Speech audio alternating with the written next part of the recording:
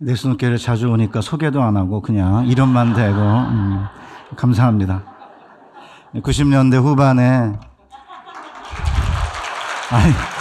등 트어서 박수 받겠다는 거 아니니까 오해하지 마시고 그냥 제가 편해서 말씀드리는 건데 90년대 후반에 이제 내수교회 대학부에 처음으로 집회를 왔습니다. 아마 주일 오후였던 것 같아요. 그 기타 하나의 반주로 끊어질 듯 이어지는 이렇게 열정적이지 않고 그냥 끊어질 듯 이어지면서도 아주 묘한 그런 분위기의 대학부 그 말씀에 대한 사모함이 있어서 가장 행복했던 공동체였는데 이제 저도 이제 30년이 지나서 거의 물론 한 20몇 년 지난 것 같아요. 박희천 목사님에게 설교학을 20대 후반에 듣던 제가 내년 2월이면 은퇴입니다.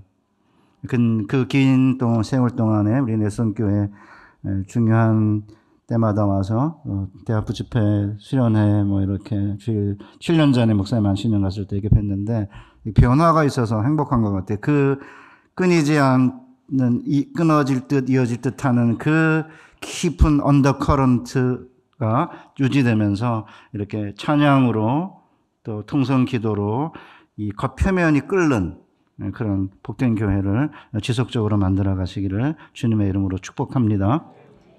앞에 이렇게 찬양팀이 찬양할 때 제가 유심히 보거든요. 근데 이제 나이 드신 분들은 조금 제스처가 약한데 우리 젊은 자매 한 분이 굉장히 제스처가 열정적이라 너무 행복한 거예요. 우리 장로님 기도하시면서 교사가 부족하다 애끓는 흡소를 하셨는데 제가 중3 때 유초등부 보조교사를 했거든요. 신발장 정리. 저희 세대 때에는 중학교만 들어가도 이제 신발장 정리하면서 또 이렇게 교사를 했는데 요새 우리 젊은 세대가 바쁘다 보니까 그런 것 같아요. 자기 개발도 해야지, 또 돈도 벌어야지, 연애도 해야지, 결혼도 해야지 이러다 보니까 사실은 섬기는 이런 기회가 좀 줄었는데 그냥 다 포기하고 주일학교 교사를 하면 다 열리지 않을까? 배우자도 만나고 길도 열리지 않을까? 섬기면 그런 기회가 열리지 않을까? 그런 생각해서 우리 내수동 교회가 오다 보니까 단축 마라톤 한다고 제가 아침 일찍 왔는데 사방을 막아놔서 한참 돌았어요. 이렇게 정말 정부 종합센터가 있는 바로 뒤에 정말 중요한 위치인데 물론 주차장이 적어서 여러분 굉장히 힘드시겠지만 기도 열심히 하고 헌신해서 주차장도 확보하고 그러면서 아름다운 교회 만들어 가시기를 주님의 이름으로 축복합니다. 2000년대에 이제 들어서면서 한국교회 기도의 열정과 야성이 줄어들었다는 것은 모든 사람들이 동의하는 사실입니다. 왜 그러면 기도의 열정과 야성이 줄어들었을까? 이유가 한 3가지 정도 됩니다. 첫째는 기도한다고 일상생활에 효과가 있을까? 이런 의문이 깊게 이렇게 깔려 있습니다. 아무리 열심히 기도해도 기도 응답을 하시는 건 아니지 않냐. 일상생활에서는 실력이나 운이나 백이나 아니면 여러 다른 요소들에 의해서 결정되는 거지. 기도한다고 일상생활에 무슨 큰 도움이 있을까? 이런 생각이 깊게 깔려 있습니다. 어떤 한 노총각이 배우자를 보내달라고 열심히 기도해도 기도응답이 없으니까 친구한테 물었대요. 왜 기도응답이 안 되냐? 그 친구가 원래 나를 위한 기도는 안 들어주시는데 남을 위한 중보기도는 들어주신다 그러니까 이 노총각이 기도를 바꿨습니다. 하나님 아버지, 우리 어머니가 며느리가 필요하다고 합니다. 며느리를 보내주세요. 누가 만든 이야기인지 모르겠는데 이게 기도한다고 들어주시느냐 이런 생각이 은연중 깔려 있죠.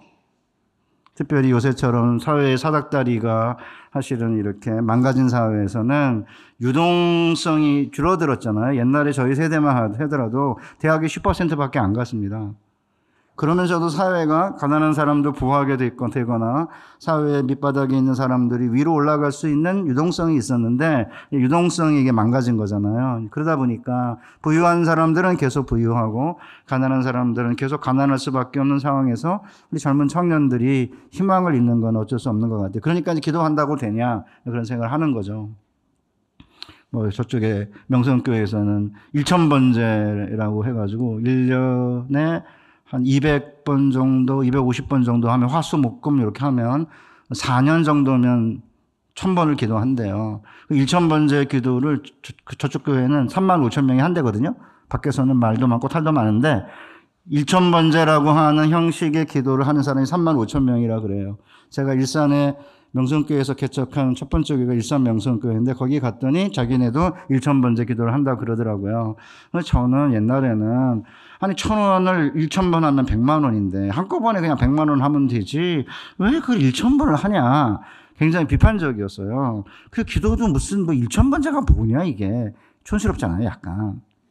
근데 이제 최근에는 제가 그 일상생활의 기도에 효과가 있느냐는 의문을 던지는 시기에 그렇게 정해놓고 기도하는 것도 의미가 있을 수 있겠다. 그런 생각을 늦게 하기 시작을 한 겁니다. 두 번째는 기도에 대한 고상한 이론이 들어왔어요. 2002년에 신학교 교수를 하면서 지금은 미국에서 목회하는 어떤 목사님이 IBP에서 사김의 기도라는 책을 썼습니다. 10년 만에 10만 부가 팔렸습니다. 전 학교에서 책 써가지고 교과서로 강제로 막 읽히는데 10년 정도에서 12,000권 정도 팔았습니다. 그러니까 10년 만에 10만 부는 어마어마하게 많이 팔린 거고요. 그 목사님은 한국교회가 기도로 흥했는데 기도로 망하게 됐다. 왜 기도로 망했냐면 일방통행식의 간청하는 기도를 했기 때문에 망하게 됐으니까 이제 사김의 기도를 해야 된다. 그러니까 하나님과 하나님의 말씀을 듣고 교제하는 기도를 해야 된다. 상황을 변화시키는 기도를 하지 말고 기도하는 내 자신을 변화시키는 기도를 해야 된다. 그 사김의 기도를 제가 받아들였습니다. 2004, 5년쯤에 제가 책을 산 것 같아요.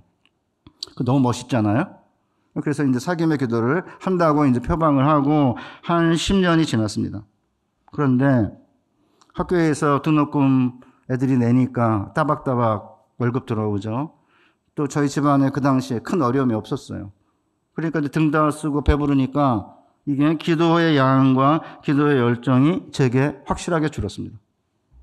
그리고는 아니 왜 기도를 간청하는 기도가 아니라 더 고상한 기도를 하겠다고 표방을 했는데 왜 기도의 열정과 야성이 줄어들었는가 주변을 살펴보기 시작을 했는데 이게 놀랄 일이 아니더라고요. CCC 김중건 목사님이 CCC 이제 아이들이 등록금 달라, 용돈 달라, 취직시켜 달라, 배우자 달라 이렇게 기도하니까 그런 기복적 기도 하지 마라 이랬더니 기도를 안 하게 되었다는 겁니다. 그래서 그 정도는 괜찮으니까 해도 된다. 그랬더니 이제 그때부터 이제 기도를 하기 시작했다. 그러면서 이제 김중건 목사님이 2007년에 제자 훈련과 인격 개발이라고 하는 그런 설교에서 이렇게 말했습니다. 기복적 기도에 대하여는 너무 누르지 마십시오. 기도는 하나님께 무엇이든지 그리고 모든 것을 위하여 항상 어디서나 하는 것입니다. 어린아이들에게는 장난감을 달라고 기도하는 것이 거룩한 기도가 되는 것 같습니다. 한나는 아들을 위해 기도했고 야곱은 야복강에서 열심히 구했습니다. 사기꾼의 이기적 기도인데 그래도 열심히 씨름하는 동안 야곱에서 이스라엘이라는 이름이 나왔습니다.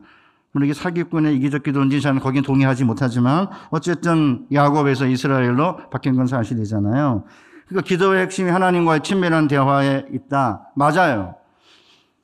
우리의 최종적인 목적은 하나님과의 만남과 사귐에 있는 게 맞지만 왜 기도가 하나님과의 만남이지 간청하는 게 아니다. 상황을 변화시키지 말고 내 자신을 변화시키라고 가르치면 왜 기도의 열정과 야성이 줄어드는가? 제가 이제 미국의 뉴저지 어느 교회 집회를 갔는데 한 7, 8년 됐습니다. 거기 부목사님이 제자인데 하버드 대학교에 원서를 낸 어떤 여자 이제 집사님이 하버드 대학에 붙게 해달라고 기도해도 돼요? 라고 물었다는 거예요. 하나님의 뜻이 아닐 수도 있다 그런 생각이 들면은 기도를 안 하는 거잖아요. 그러면 왜 하버드 대학에 어플라이를 하죠? 그 제가 이게 심각하게 지금 기도에 대한 오해가 있다 그런 느낌을 그때도 받았습니다. 간구의 기도를 하지 않으면 그러니까 가는 도중에 그러니까 끝에는 사귐의 기도가 목적이지만 가는 도중에 하나님께 간청하여 부르짖고 응답을 받는 경험이 없으면 하나님은 살아계셔서 지금도 우리의 기도에 응답하시는 신실한 분이라는 경험이 사라져요. 그러면 하나님께 간청한 적이 없기 때문에 내가 현재 누리는 모든 것은 내가 잘한 거죠. 하나님이 주셨다는 느낌이 안 들죠. 달라고 기도한 적이 없으니까. 그러니까 달라고 한 적이 없기 때문에 감사가 안 생기는 거고, 그러니까 더 기도하지 않게 되고 하나님께 드리지 않게 되는 거죠. 그래서 이게 이제 악순환이 계속되는 건데, 오늘날 놀랍게도 많은 지성인 그리스도인들이 특별히 이 사귐의 기도를 이제 받아들이면서 아직도 하나님께 뭘 요청하는 것은 이거 수준 낮은 거고, 그 다음에 감사와 찬양만이 수준 높은 기도다 이렇게 말해요. 그런데 여러분이 아시다시피 주기도문을 보면 6개의 청원이 나오는데 감사 하나도 안 나옵니다. 나라 임하옵시며 이름이 거룩히 여김을 받으시오며, 다 청원이에요. 그러니까 감사와 찬양을 사실은 해야 되는 게 맞지만, 그러나 하는 주님이 우리에게 가르쳐주신 기도 모두가 6개의 청원으로 이루어졌다는 사실은 하나님께 간청하는 기도가 수준 낮은 기도가 아님을 우리에게 보여주고 있습니다. 그런데 사귐의 기도를 강조하는 분들은 오늘날 재판관과 과부의 비유에 나오는 이 가르침을 줄기차게 끈질기게 기도하라는 의미로 해석하면 예수님의 의도를 곡해하는 거다 이렇게 가르쳐요. 사귐의 기도 42, 43페이지에 보면 이렇게 되어 있습니다. 과부와 재판관의 비유를 끈질긴 기도가 하나님의 뜻을 움직인다는 의미로 해석하는 것은 예수님의 본의를 왜곡하는 것이다. 그분이 하시려는 말씀은 가장 악질적인 인간도 이렇게 강청하면 마음을 바꿔 들어주지 않더냐? 그러니 하나님의 응답을 든든히 믿고 구하고, 구한 것은 이미 받은 줄 알고 감사하라는 의미다. 주셔도 감사하고 주시지 않아도 감사하다. 여러분 그냥 가만히 이 본문만 이렇게 놓고 보면은요 굉장히 고상해요. 그런데 저는 아까 우리 장로님 기도하셨던 것처럼 매일의 일상생활 속에서 직장이 잃고 사업이 축소되고 사업이 망하고 가정의 우환이 계속되는 이 삶의 피비린내 나는 전쟁터 안에서 하나님께 간청하지 않고 어떻게 살까? 주셔도 감사하고 주시지 않아도 감사하다. 오케이. 저는 한 10년 동안 기도했는데, 한 5년, 10년, 5년 끈질기게 기도했는데 하나님이 들어주지 않으시면 하나님 알았습니다. 이제 주셔도 감사하고 주시지 않아도 감사합니다. 이렇게 내려놓으면 갑자기 5년 만에 10년 만에 들어주시지 않았던 기도를 들어주시는 거 아닙니까? 그런데 기도 한 10분 했는데 10분 한 다음에 하나님 들어주셔도 감사하고 들어주지 않으셔도 감사하다. 과연 이게 가능한가 정말 이런 생각이 들고요. 우리 자매한테 결혼 요청할 때 끈질기게 악착같이 이렇게 기도를 해야지, 프로포즈 하면서 들어주셔도 감사하고 안 들어주셔도 감사하다. 저는 이게 상상이 안 가는 거예요. 그러니까 제가 이제 뭘 말씀을 드리려고 하는 거냐면, 사귐의 기도라고 하는 이걸 저도 받아들였어요. 그리고는 저에게 이제 적용을 하고 한 10년 동안 보니까 기도가 확실히 이렇게 줄은 거예요. 그 다음에 이제 사귐이 도대체 뭔지를 제가 이제 분석하기 시작을 했습니다. 사귀는 게 도대체 뭘까? 저희가 이제 85년생, 87년생, 95년생 이 세 아이가 있는데, 95년생이 이제 고등학교 들어갈 때 분당에 그냥 내버려 두고 저는 학교 근처로 이사를 갔습니다. 전원주택으로. 두 아이를 키워보니까 사실은 별거 아닌 것 같아요. 공부 잘하고 돈 잘 버는 애들은 신의 아들이고, 공부는 잘하는 돈 못 벌면 국가의 아들이고 공무원 돼서, 공부는 못하는데 돈 잘 벌면 장모의 아들이고, 공부 못하고 돈 못 버는 애는 내 아들이니까 어차피 이게 뭐 그 중요하지 않다. 둘을 키워보니까 그런 거예요. 그래서 이제 걔는 혼자 내버려두고 이제 학교 근처로 갔습니다. 아내를 데리고. 그러니까 이제 어쩌다가 오잖아요. 방학 때나 아니면 토요일 날 이렇게. 그러면 밥 먹을 때 문자질을 계속 하는 거예요, 얘가. 그러니까 아빠 집에 왔으니까 좀 대화 좀 하자. 문자 그만하고 그러니까. 아빠, 이게 친한 친구한테 연락이 왔는데 바로 답장 안 하면 관계가 끊어져요. 이러는 거예요.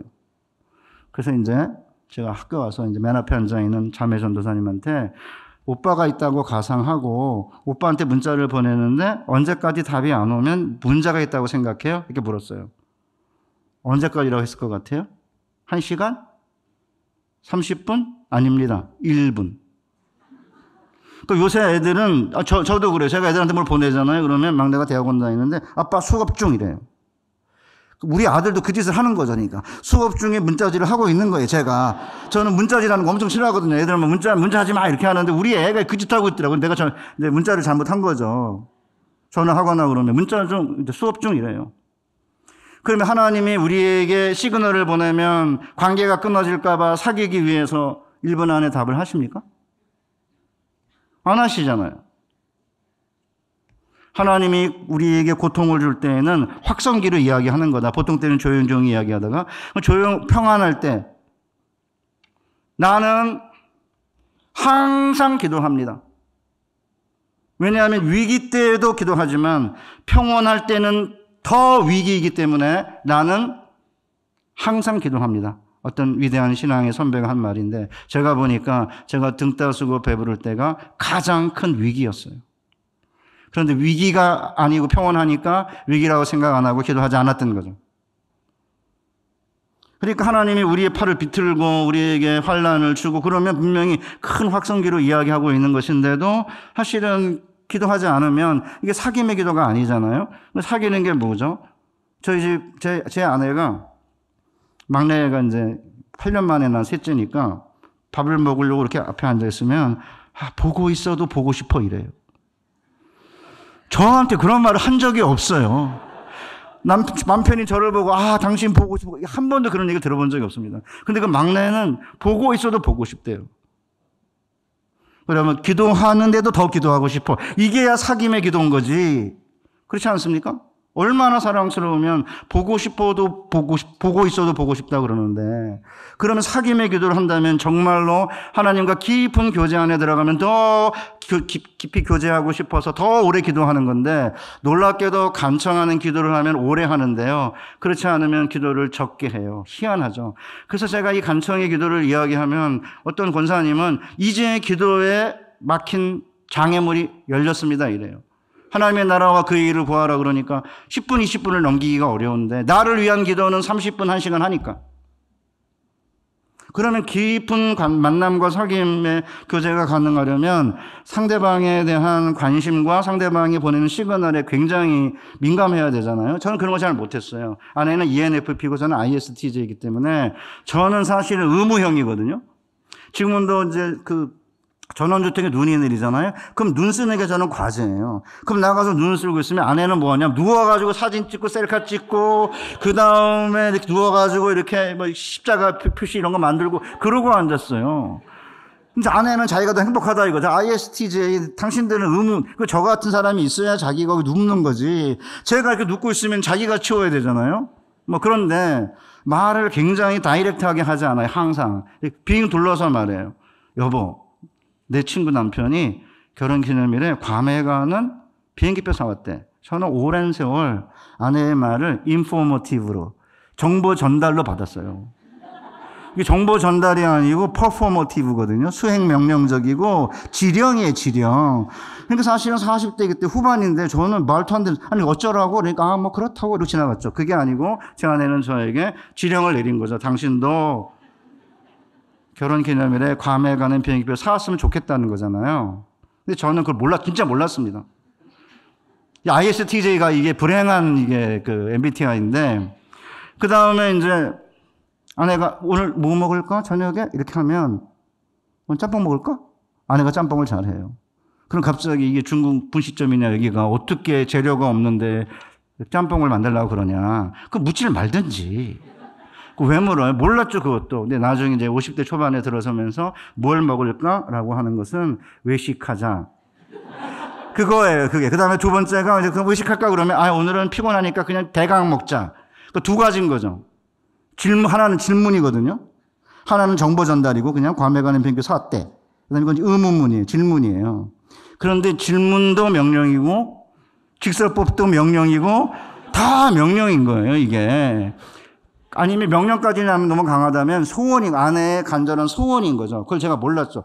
성경에 나오는 모든 디스크립티브한 묘사된 본문도 묘사가 아닙니다. 어떤 사람은 이건 묘사이기 때문에 명령이 아니다. 이거는 인디카티브 직설법이기 때문에 임페러티브가 아니다. 이 본문은 인포머티브이기 때문에 퍼포머티브가 아니라는데 아닙니다. 제가 이분은 길게 해도 된다고 그랬지만 애드립을 계속 치고 있는 거예요, 지금.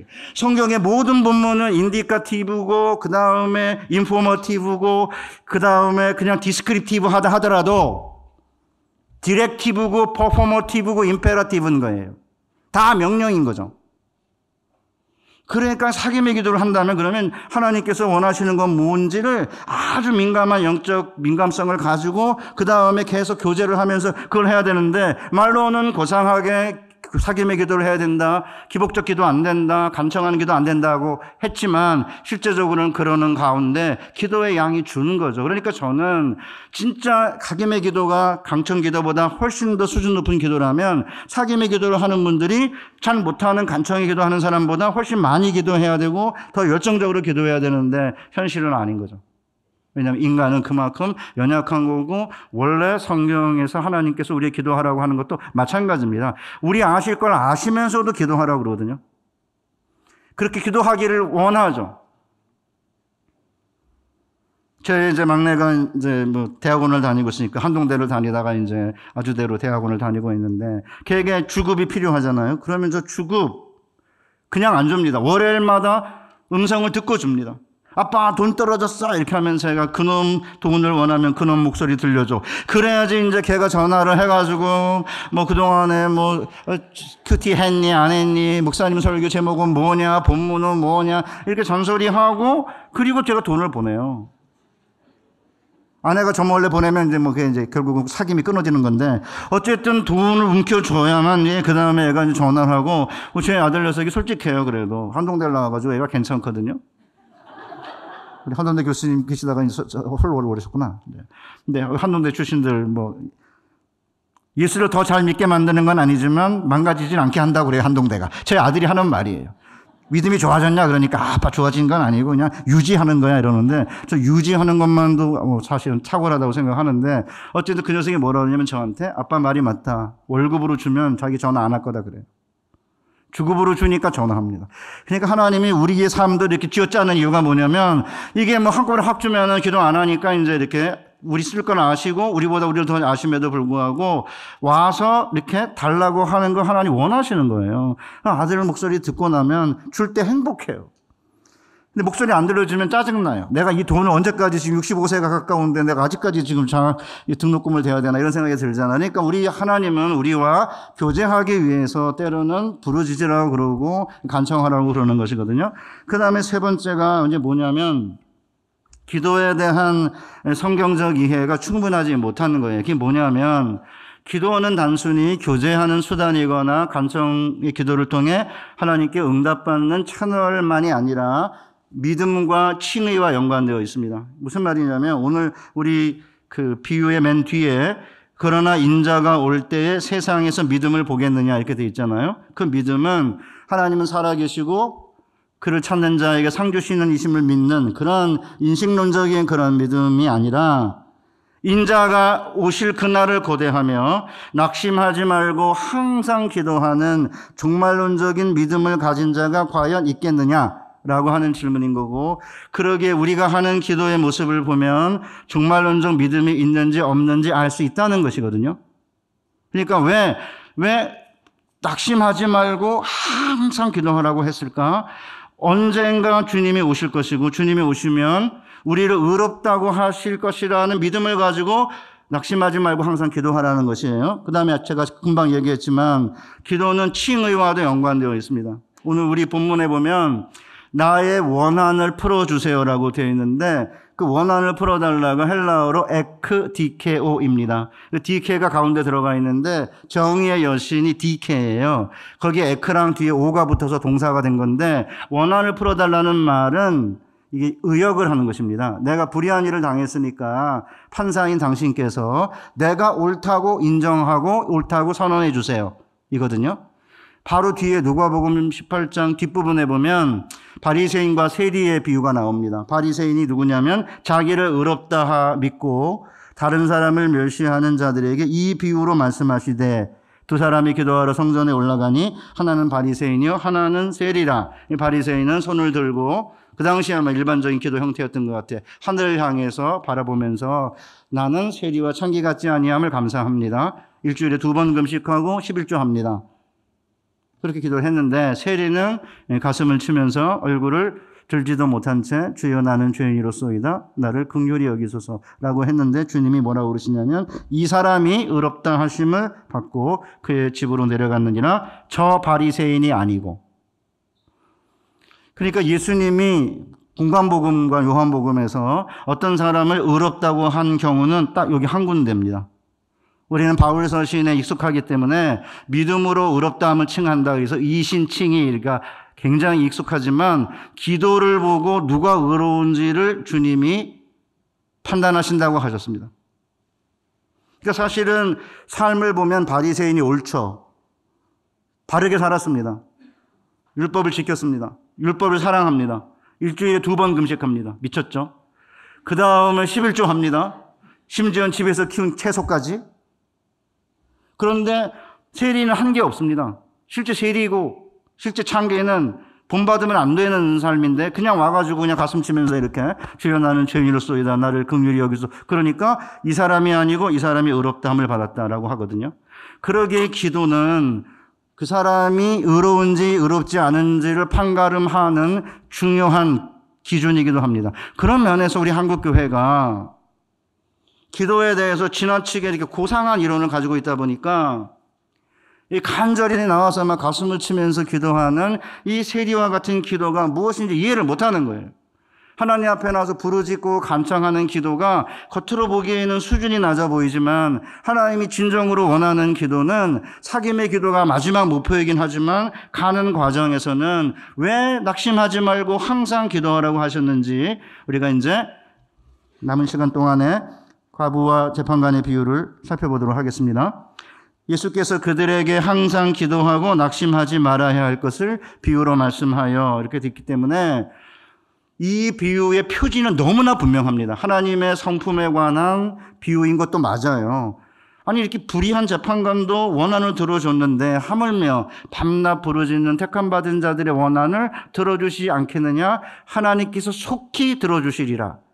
하나님의 성품에 관한 내용도 들어있는 건 사실이지만 이건 2차적인 목적이고 1차적인 목적은 낙심하지 말고 항상 기도할 것을 가르치기 위해 이 비유로 드신 건데 이렇게 비유의 목적을 살핀 다음에 우리 주님이 재판장 한 명을 등장시킵니다. 어떤 도시에 하나님을 두려워하지 않고 사람도 존중하지 않는 한 재판장이 있는데 우리 성경에는 사람을 무시하는 이라고 긍정적으로 묘사되어 있지만 둘 다 부정적 묘사입니다. 하나님을 두려워하지 않고 사람도 존중하지 않는 이런 이제 판사인데 그러니까 정확히 이 재판장이 누군지 모릅니다. 아마 로마인 재판장은 아닌 것 같아요.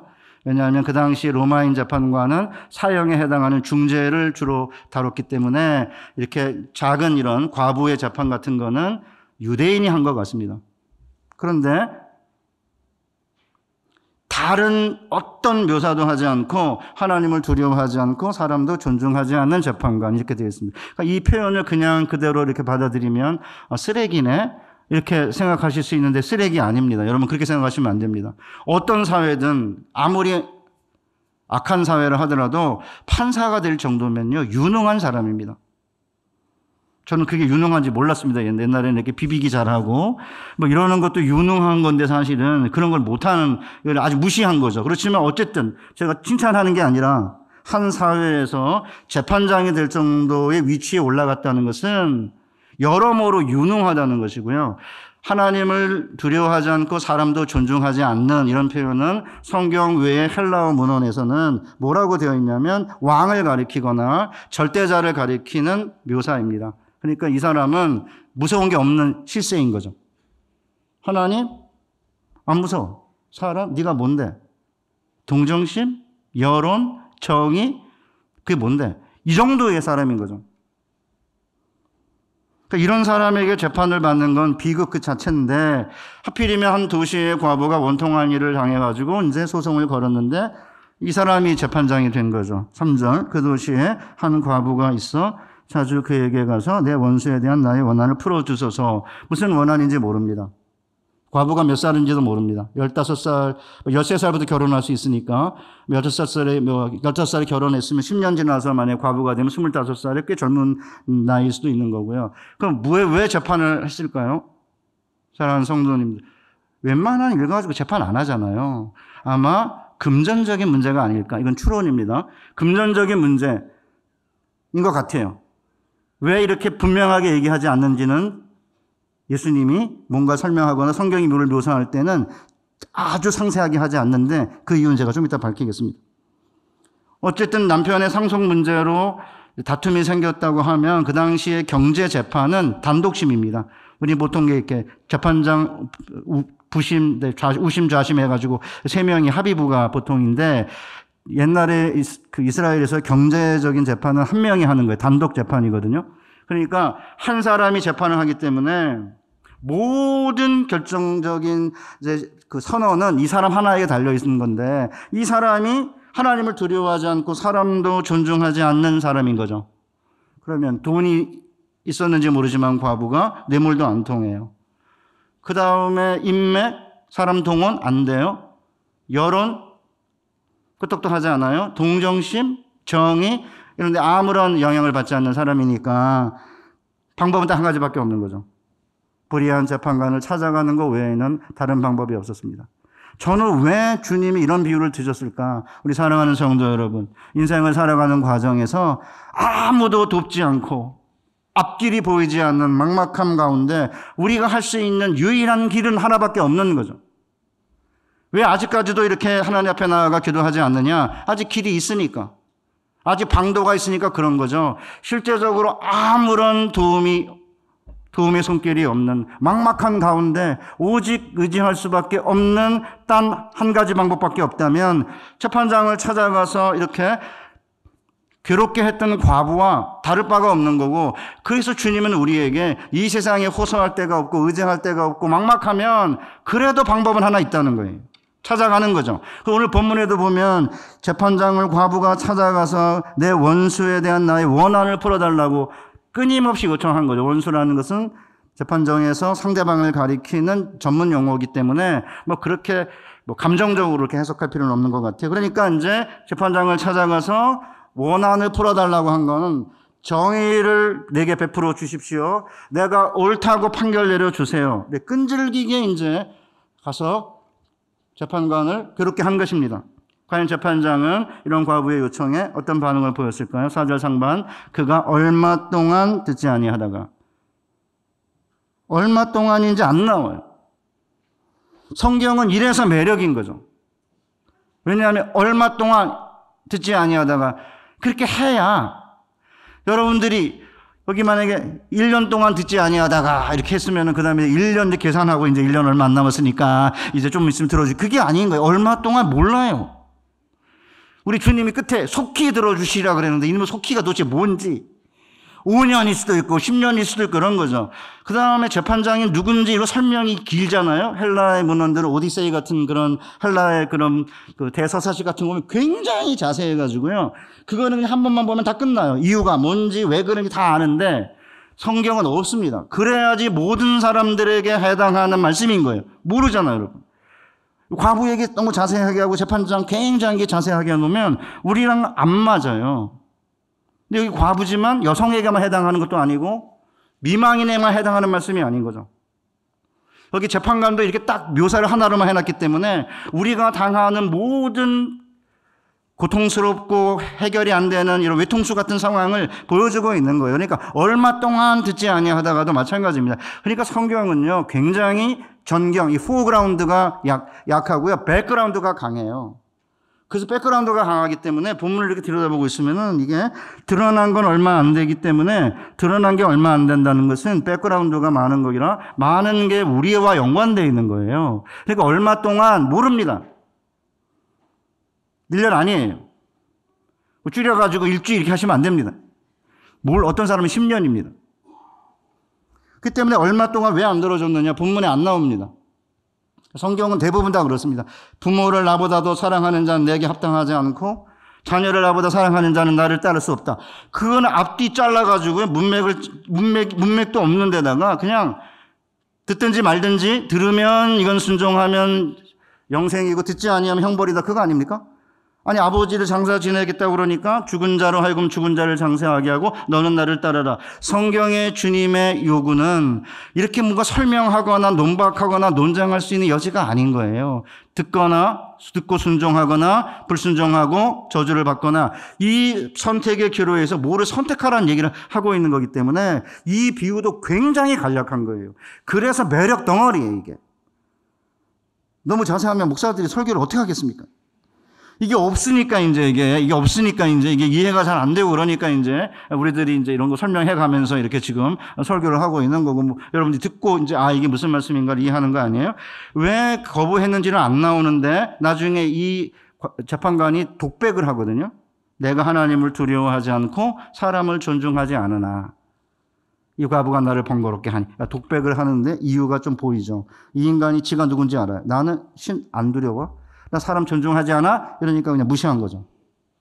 그런데 갑자기 이 과부에게 놀라운 일이 생겼습니다. 하나님도 두려워하지 않고 사람도 존중하지 않는 사람이 원한을 풀어주기로 한 거죠. 이유가 뭐냐면 그렇지 않으면 와서 늘 나를 괴롭게 하리라 이렇게 되어 있습니다. 과부가 너무 많이 괴롭혔다는 거죠. 그래서 언뜻 그냥 쫙 이렇게 성경을 쉽게 그냥 읽으면 별거 아니네. 근데 허풍선인가? 이런 느낌으로 보이지만 재판장의 입에서 나오는 단어, 주님이 집어넣은 단어죠. 그 단어를 보면 그렇지 않습니다. 괴롭게 하다는 동사가 헬라어로 휘포피아조라는 단어인데 2번 쓰였습니다. 성경에. 바울이 고린도전서 9장에서 한번 썼고 예수님이 한번 쓰셨는데 눈밑을 때리다는 복싱 용어입니다. 여기 눈밑을 때리다. Strike under the eye. 발음이 별로 안 좋아요. 반기문식 발음밖에 안 되기 때문에 제가 30살에 미국에 가가지고 이게 파닉스를 배웠어야 되는데 이게 어렸을 때 이 파닉스를 안 배우고 맨날 뭐 이렇게 뭐 뉴스위크 타임즈 이런 거 갖고 선생님들이 가르쳐 주시는 바람에 발음이 엉망이 돼가지고 이게 발음이 잘 안 되는데 눈밑을 때리다는 복싱 용어거든요. 그러니까 그리스식 권투 경기는 요새 뭡니까? 킥복식 같이 그런 격투기에 보면 이 손가락 끝이 이렇게 나오는 얇은 장갑을 끼고 그리스식 권투 경기는 서서 상대방이 쓰러질까지 때리는 이제 경기인데 서서 이렇게 상대방을 가격을 하면 얼굴과 머리에 80%의 가격이 집중된다 그래요. 어떻게 아냐고요?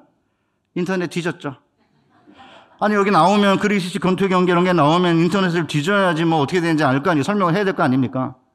그러니까 저는 학교에서 선생질을 오래 했기 때문에 데이터가 없이는 말을 잘 못해요.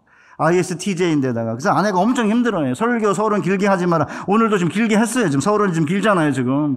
왜 데이터가 없이 나는 말을 못한다. 우리는 빌드업 축구를 하는 것처럼 우리 빌드업 설교를 하고 있는 건데 겨우 성도들은 상관없는 게 빵 질러가지고 골대 들어가면 되는 거지. 하트에서 하트로 가면 되지. 그걸 왜 빌드업을 하고 있냐 그러는데 이해해 주세요. 학교에서 선생질을 오래 했기 때문에 이게 빌드업을 좀 해야 되는 거예요, 이게 지금. 그러니까 여기에 80%가 이제 가격이 여기에 집중되니까 어디를 때리는 게 가장 유효하냐면 눈밑을 때리는 거죠, 여기를. 여기를 때리면 이제 눈이 붓고 피가 나고 눈이 찢어지고 그러면 이제 경기를 더 이상 못 하잖아요. 그러니까 눈밑을 때리다는 게 가장 집요하고 효과적인 권투 복싱 기술인 거죠. 그러니까 감정적인 이 괴롭힘이 얼마나 심했냐. 그렇다고 과부가 눈밑을 계속 때린 건 아니고 과부가 찾아올 때마다 이제 눈밑을 두들겨 맞은 느낌을 불의한 재판관이 가진 거예요. 저도 사실은 이제 이런 감정적인 고통을 심각하게 한 10여 년 전에 당했는데 저 그냥 젊었을 때는 충신에 있는 우리 총장님 별로 두려워하지 않고 학생들의 인기에 연연하지 않았습니다. 지금은 연연합니다, 약간. 이 40대 젊고 잘생긴 교수들이 들어오는 바람에 그런 거 연연 안 했다가는 이제 문제가 생겨가지고 선택 시간에 쭈쭈바 사주고 그 다음에 500원짜리 싸게 700원 되는 거 있잖아요. 그럼 사가지고 나눠줘요. 필수 때는 안 나눠주고. 그래서 겨우 지금 유지하고 있습니다. 젊었을 때 안 했습니다. 레포트 안 내면 하루만 안 내도 평크 내고 그걸 아주 잘한다고 생각한 거죠. 그러던 어느 날 한 15년쯤 전입니다. 내가 50대 초반인데 레포트를 일주일 만에 가져온 거예요. 제가 안 된다고 그랬습니다. 목사는 원칙을 지킬 줄 알아야 되고 규칙을 지켜야 된다. 그때만 하더라도 학생은 가르침의 대상이지 사랑의 대상이란 걸 몰랐어요. 잘 가르치면 좋은 목사가 될 거다 생각했는데 전 지금 그 생각 갖고 있지 않습니다. 가르치는 것도 중요하지만 사랑으로 대해야 좋은 목사가 되는 거고 목회자 담임 목사님들도 교인들을 가르침의 대상이 아니라 사랑의 대상이라고 생각해야 되는 거고 우리 교사들도 아까 400명의 우리 내수원교회 아이들을 사랑으로 대하면 되니까 학벌 없어도 돼요. 우리 젊은 친구들. 사랑하면 됩니다. 교육학 원리 몰라도 됩니다. 세미나로 가르쳐 주겠지만 사랑하면 됩니다. 그때는 제가 몰랐어요. 안 된다고 딱 잘랐죠. 그리고 나서 이제 얼마 안 돼서 한 일주일쯤 됐나 집에 갔더니 어머니랑 아내를 데리고 사과박스 한 상자를 사가지고 저희 집 거실에 앉아 있는 거예요. 그래서 이제 아내한테 막 난리를 쳤죠. 이런 거 받으면 안 된다. 아내한테 난리를 쳐야 이분들이 민망할 거 아닙니까? 그래서 내보냈습니다. 그리고 절대 안 해준다 내가. 끝난 줄 알았어. 보통 뭐 그 정도까지 안 가니까. 그리고 또 며칠 지났는데 집에 도착하니까 엘리베이터 문이 열렸는데 그 친구가 무릎 꿇고 제 문 앞에 무릎 꿇고 있는 거예요. 처음부터 무릎을 꿇었는지 엘리베이터 소리가 나니까 꿇었는지 그건 알바가 없이 하여튼 무릎 꿇고 있는 거예요. 안 된다 이거. 이런다고 되는 거 아니다 너. 그리고 이제 들어갔어요. 30분이 지나도 안 나가는 거예요. 그래서 이제 경비 아저씨한테 전화를 해서 선생님 미안한데 선생이랑 학생 사이인데 좀 내보냈으면 좋겠다. 그래서 내보냈죠. 경비 아저씨는 그 권한은 있으니까. 그러니까 안 가는 거예요. 그냥 잔디밭에 앉아있기도 하고 주차장에 이렇게 앉아있기도 하고. 그러니까 거동이 수상한 자가 된 거잖아요. 옛날에 간첩과 거수자를 신고하라 그랬는데 그 거수자가 거동이 수상한 자거든요. 이래가지고 이제 민원이 발생할 게 분명하니까 이제 또 경비 아저씨가 저한테 뭐라고 또 잔소리 자꾸 하고 왜 안 가는지 모른다고 나보고 빨리 나가서 내보내라 이러잖아요. 그래서 이제 보란 듯이 아내를 데리고 외출을 했습니다. 차를 타고 그 친구 보는 데서 3시간 만에 돌아왔습니다. 어둑어둑해졌을 때. 저 간 줄 알았죠. 안 간 거예요. 경찰이 출동하게 생겼고 그러면 학교 이름 이야기해야 되고 직업 이야기해야 되고 완전히 감정적인 괴롭힘 때문에 불러가지고 미안하다고 그러고 빨리 내라고 그러고 점수 줬어요. 그 인간 이름 적어놨어야 되는데 제가 안 적어놔서 지금 뭐 하는지 모르겠는데 저는 그때 당했던 이 감정적인 괴롭힘을 지금도 잊을 수가 없습니다. 와 진짜 집요해요. 그러니까 우리 주님이 기도를 이렇게 탁자에 앉아가지고 이렇게 니고시에이트하는 이런 고상한 토크가 아닌 거예요. 불의한 재판관의 눈밑을 계속 가격해가지고 뒤로 나자빠지게 만드는 것을 기도로 묘사하고 있다는 사실을 우리 심각하게 받아들여야 되는 거죠. 그래서 저는 기도를 가장 잘 설명하는 게 뭐냐면 최근에 이제 신학자들이나 목사님들의 표현도 중요하지만 웨스트민스터 신앙고백의 소요리 문답에 기도에 가장 완벽한 표현이 있다고 저는 생각합니다. 기도란 마음의 깊은 소원을 죄의 고백과 감사와 함께 하나님께 드리는 것. 이보다 더 좋은 기도의 정의를 저는 지금까지 발견하지 못했습니다. 그래서 저는 건강하지 않으면 우리가 제대로 일을 못하니까 건강을 위해 기도하는 거 너무 당연한 거 아닌가요? 왜 건강을 위해서 기도하면 안 되죠? 돈 없으면 여기 빡 나가는 순간에 돈 없으면 아무 일도 못합니다. 아이들 양육하고 부모님 보면 어떻게 하죠? 돈 위해서 기도해야죠. 재물 위해서. 가정에서 태어나서 가정에서 죽기 때문에 가정의 구성원들 위해 기도해야죠. 직장 위해서 기도해야죠. 그 다음 자신의 미래를 위해서 기도해야죠. 자신이 갖고 있는 어떤 관심사를 위해서 기도해야죠. 교회 공동체, 신앙 공동체인 교회를 위해서 기도해야죠. 그 다음에 또 국가를 위해서 기도해야죠. 그 다음에 미국의 학자들이 계산을 해보니까 개인이든 가정이든 직장이든 뭐 공동체든 뭐 국가든 6개월에 한 번 위기가 닥친대요. 6개월에 한 번은. 그러면 6개월에 한 번 닥치는 위기를 위해 기도해야 된다. 그러면 이 8가지를 놓고 아침마다 하나님 앞에 간청하는 기도를 드리는 게 왜 수준 낮은 기도냐 이거죠.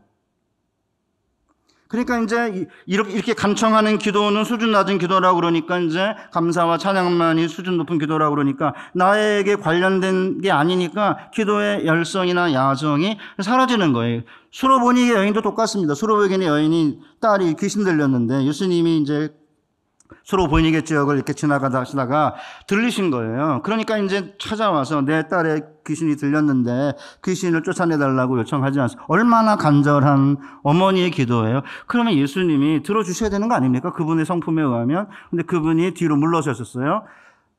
자녀에게 줄 떡을 개에게 줌이 마땅하지 않다. 개 취급을 한 거죠.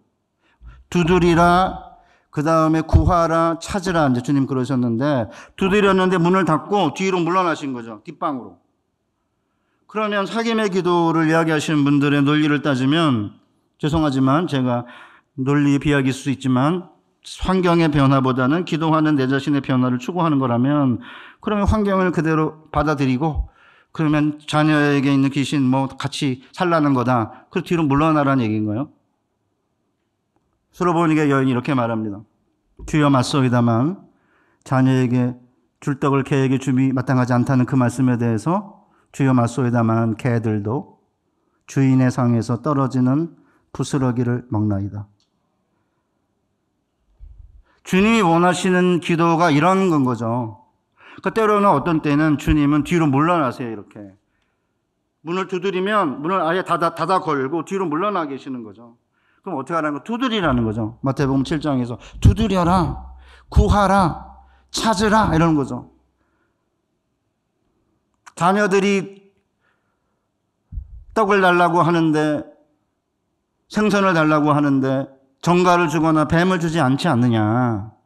하늘 아버지께서 성령을 주시지 않겠느냐. 이렇게 말씀하고 계시기 때문에 아침에 일어나서 하나님 아버지 제게 성령과 은사를 선물로 주십시오.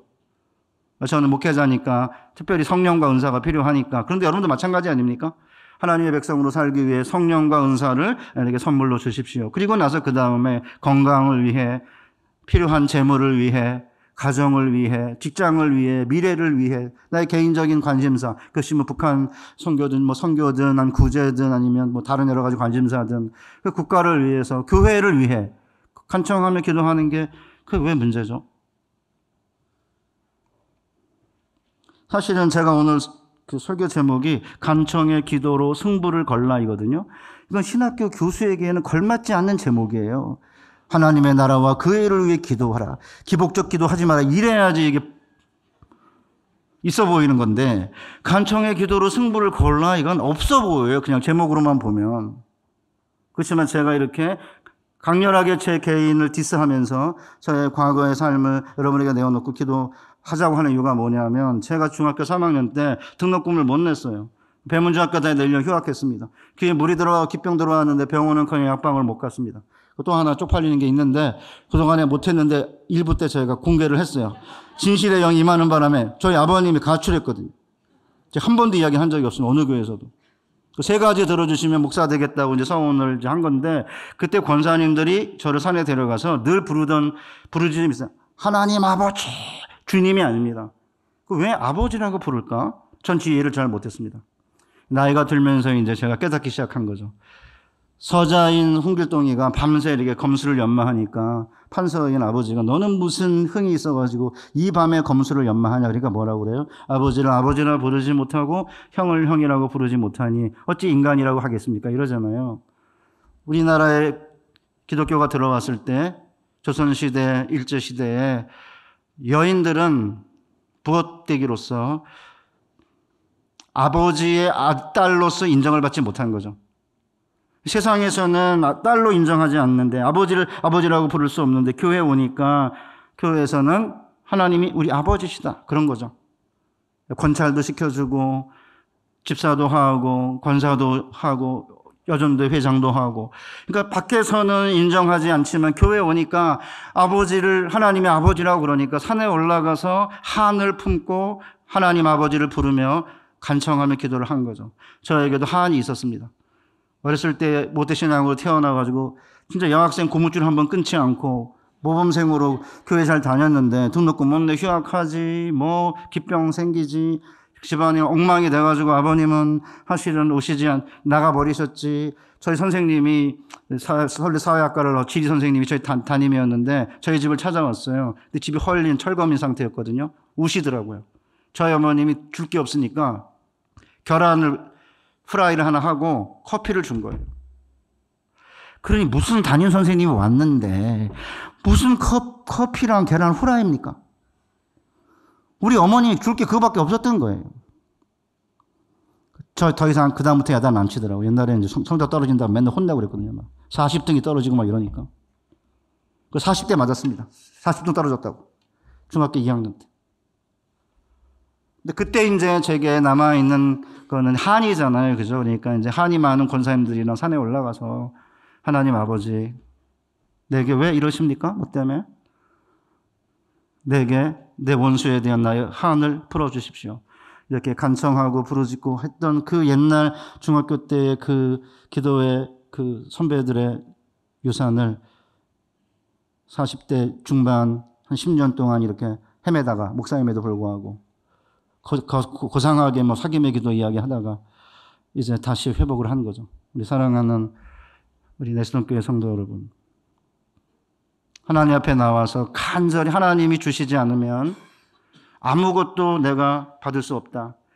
하나님의 은혜가 아니면 단 한순간도 설 수 없다. 우리 바울이 이야기한 대로 너희가 가진 것 중에 받지 아니한 것이 무엇이뇨? 그런데 왜 받지 아니한 것처럼 자랑하느냐? 바울이 그러셨는데 우리 레스동교회 우리 성도님들에게 주신 학벌, 지위, 명예 그 밖에 많은 은사들을 하나님께서 주셨으니까 그에 감사하고 또 더 많은 일들을 하기 위해 또 하나님께 성령과 은사를 달라고 우리에게 필요한 모든 일용할 것들을 달라고 기도하면서 간청하는 기도를 통해 하나님의 살아계심을 경험하고 더 깊은 사귐의 기도, 교제의 기도로 나아가시는 복된 성도님들 되시기를 주님의 이름으로 축복합니다.